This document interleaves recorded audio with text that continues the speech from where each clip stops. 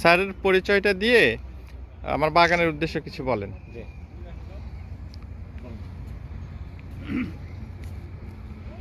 আলহামদুলিল্লাহ, আমি মোহাম্মদ সুলাইমান আলী, ইসলামী বাংলাদেশ পিএলসি গোবিন্দগঞ্জ শাখার ইনচার্জ।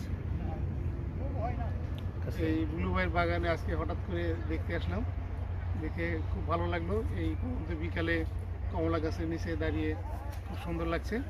তো আমার মনে হয় যে আমাদের প্রত্যেকেরই এরকম যদি উৎসাহিত হয়, এই কাজ করা যায়, তাহলে আমাদের দেশে আশা করি যে বিদেশ থেকে যে কমলা নিয়ে আসা হয় অসংখ্য আমাদের টাকা বিদেশে বাদ দিতে হয়, তাহলে আমাদের ডলার সেভ হবে এবং এই কৃষিকাজের মধ্যে আমরা আরও উৎসাহিত হব।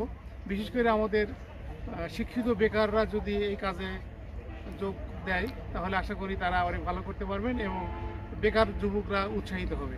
আমরা আশা করি যে এরকম সবুজায়নের মাধ্যমে ফলের আবাদ করে আমরা দেশকে স্বয়ংসম্পূর্ণ করে দেশের সামনের দিকে এগিয়ে নিয়ে যাই। আল্লাহ সবাইকে তৌফিক দান করবে। আসসালামু আলাইকুম।